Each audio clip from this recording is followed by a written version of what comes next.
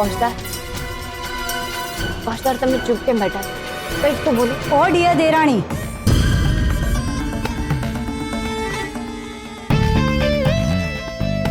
હર્ષવર્ધનભાઈ શું કામ બોલે? આ ફાલતુ લોકોને એક્સપ્લેનેશન આપવાની કોઈ જરૂર નથી. આપણે શું કામ બોલીને મોઢું સંભાળીને વાત કરો. આ લોકો ખેડૂત છે. દેશનો નેતા જેટલી મહેનત કરે છે ને એના કરતા ડબલ મહેનત ખેડૂતો કરે છે. ફરક એટલો છે કે તમારા જેવા નેતાઓ એસીમાં બેસીને કામ કરે છે, ત્યારે આ લોકો ભર તડકામાં મહેનત કરે છે. આ લોકોની મહેનતના કારણે જ અન્નનો દાણો આપણા સુધી પહોંચે છે. તો પ્લીઝ ફોજદાર, તમે કહી દો ને કે આ બધું ખોટું છે.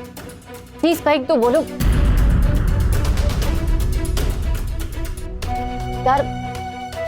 ફોજદાર, તમે કેમ આટલા શાંત બેઠા? પ્લીઝ ફોજદાર, તમારા હાથ જોડું છું, કંઈક તો બોલો. નહીં બોલે હર્ષવર્ધન,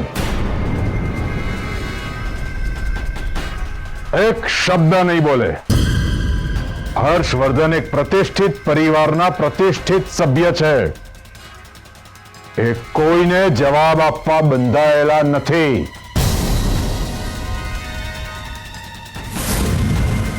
હર્ષવર્ધન, તમે કઈ ના બોલતા, અમે આ બધાને જવાબ આપીશું.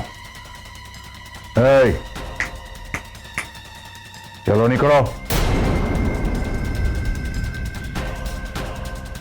નીકળો કહ્યું ને, બહુ થયો તમાશો. ચલો નીકળો અહીંયાથી.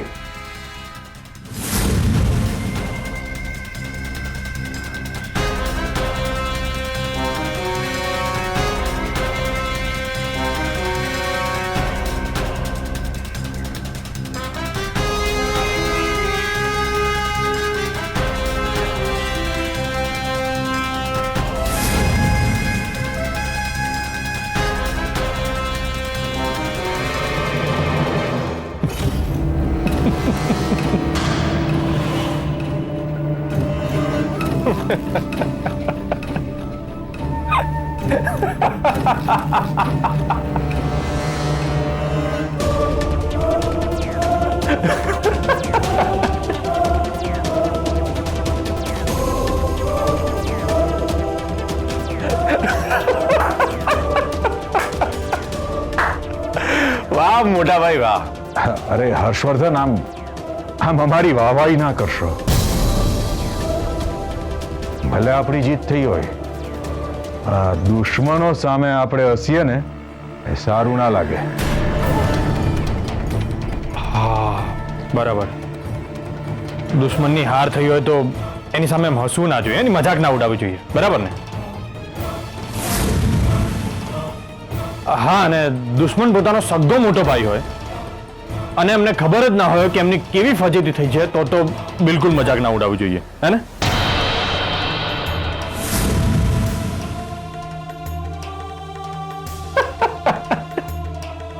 વાહ ભાઈ વાહ, માની ગયા તમને. પરફેક્ટ બોલ્યા છો તમે. બરાબરની ફજેતી થઈ છે.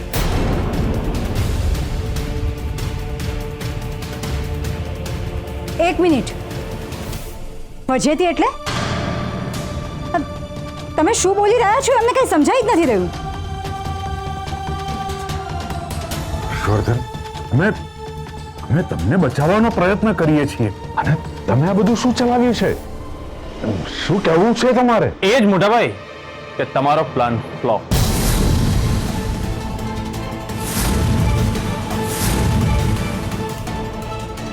આ તો મારા સાથીદારોને પણ આ વાતની નથી ખબર. આ બધા ખેડૂત ભાઈઓને તો એમ જ છે કે એમના આખા વર્ષની કમાણી અને એમના બધા જ સપનાઓ બળીને રાખ થઈ ગયા. પણ ના મિત્રો, એવું નથી. યસ, ભાઈએ તમારા અનાજનો એક દાણો પણ બરબાદ નથી થવા દીધો. એટલે એમ નિતિન કે તમારા બધાનો બધો પાક એકદમ સુરક્ષિત. આના પરથી એક વાત સાબિત થાય છે કે જે લોકો ક્યારેય કોઈનું ખોટું ના કરતા હોય ને, એમની સાથે ક્યારેય ખોટું નથી થતું. હા, ખોટું કરનારે ઘણા પ્રયત્નો કર્યા ખોટું કરવાના. આપણી એકતા તોડવાનો પ્રયત્ન કર્યો, આપણો પાક બાળી નાખવાનો પ્રયત્ન કર્યો અને સૌથી હીન કક્ષાનું કાર્ય કર્યું. અને એમના જ માણસને આપણી ટીમમાં જાસૂસ તરીકે મૂક્યો. પણ અંતે હાથમાં શું આવ્યું? રાખ. હવે એ જ રાખથી પાપીનું મોઢું કાળું કરવાનો સમય આવી ગયો છે. મોટાભાઈ, તમારા ગુરુજીને યાદ કરી. એટલે ભાઈ સાચે આપણો બધો માલ એકદમ સુરક્ષિત છે? હા કેતન, આપણો બધો જ પાક એકદમ સુરક્ષિત છે. આજે તો આપણો માલ બજાર સુધી નથી પહોંચી શક્યો, પણ કાલે ચોક્કસ પહોંચશે. અને કાલે આપણે આપણો માલ ડાયરેક્ટ લોકોને વેચીશું. પણ કેવી રીતે વેચશો?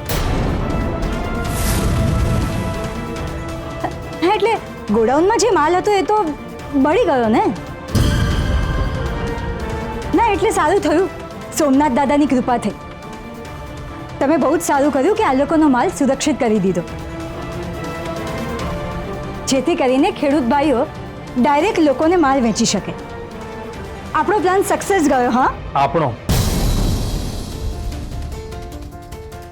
હા, આપનો પ્લાન? આટલું મોટું જુઠ્ઠાણું બોલતા પહેલા તમારી જીભ કેવી રીતે ઉપડે છે? અરે બે આંખની શરમ તો રાખો ભાભી. અને જેને તમે આપણો પ્લાન કહો છો ને, આપણો પ્લાન નથી. જેને તમે થોડી વાર પહેલા ફાલતુ લોકો કહેતા હતા ને, અને હવે બાજી પલટાઈ ગઈ એટલે ખેડૂત ભાઈઓ થઈ ગયા છે, એમનો પ્લાન છે. મોટા ભાઈ, ગામમાં નહેર ના બને એટલે તમે એ કામમાં હંમેશા રોડા નાખતા રહ્યા. ગરીબ ખેડૂતોને પોતાના માલની વ્યવસ્થિત કિંમત ના મળે એટલે હંમેશા દાવપેચ રમતા રહ્યા. એમને ક્યારે આત્મનિર્ભર થવા જ નથી દીધા. અને ગરીબ ખેડૂતોને વ્યાજે રૂપિયા આપતા રહ્યા, અને રૂપિયા પરતફેડ ના કરી શકે એટલે એમની જમીન પર આવતા રહ્યા. ગુલામ બનાવી દીધા પોતે. જુઓ હર્ષવર્ધન, મોટાભાઈ પ્લીઝ મારું વધારે મોઢું ના ખોલાવશો. જુઓ, જે કંઈ થયું એ સારું થઈ ગયું છે. હવે આ વિષય અહીંયા જ પૂરો કરો. અમે તમારા મોટા ભાઈ છીએ હર્ષવર્ધન. બસ મોટાભાઈ, બસ.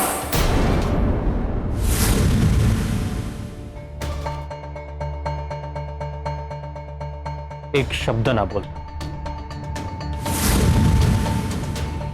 મને 100% ગેરંટી હતી કે જેવી મોટાભાઈને ખબર પડશે ને કે ખેડૂતો સાપ્તાહિક બજારમાં પોતાનો માલ ડાયરેક્ટ લોકોને વેચવાના છે, એટલે તમે કંઈક તો અડચણ ઊભી કરશો. શું કરશો ને એની ખબર ન. પણ હા, તમારા જાસૂસ અતુલ વિશે મને ખબર હતી.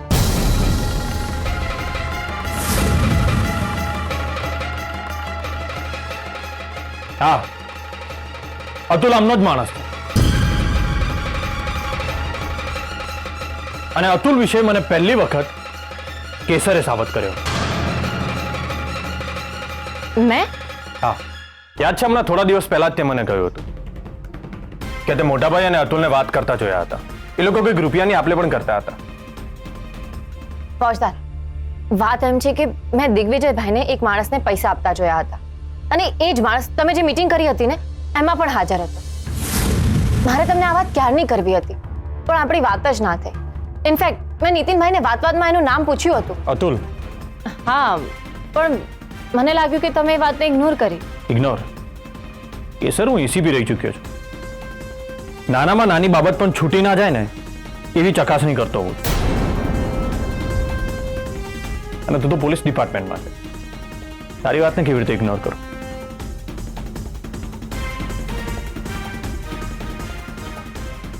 જે દિવસથી તે મને અતુલ વિશે વાત કરી હતી ને કેસર, એ દિવસથી હું અતુલ પર નજર રાખતો હતો, એના વર્તનને ઓબ્ઝર્વ કરતો હતો. શરૂઆતમાં મને એવું લાગતું હતું કે કદાચ એની આર્થિક પરિસ્થિતિ સારી નહીં હોય ને એટલે મોટાભાઈના ખોટા કામમાં એની મદદ કરતો હશે. એટલે મેં મારા ખબરી પાસે એની જાસૂસી કરાવી.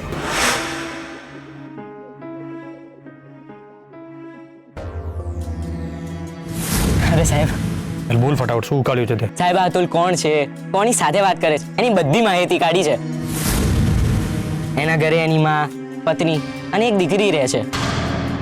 એમ તો એ કંપનીમાં વોચમેનની નોકરી કરતો હતો, પણ બહુ ટક્યો નહીં. ખેતી કરવાનું પણ એને ફાવ્યું નહીં. ખેતી કરવા માટે જે જમીન હતી એ પણ તમારા મોટા ભાઈ પાસે ગેરવે મૂકી છે.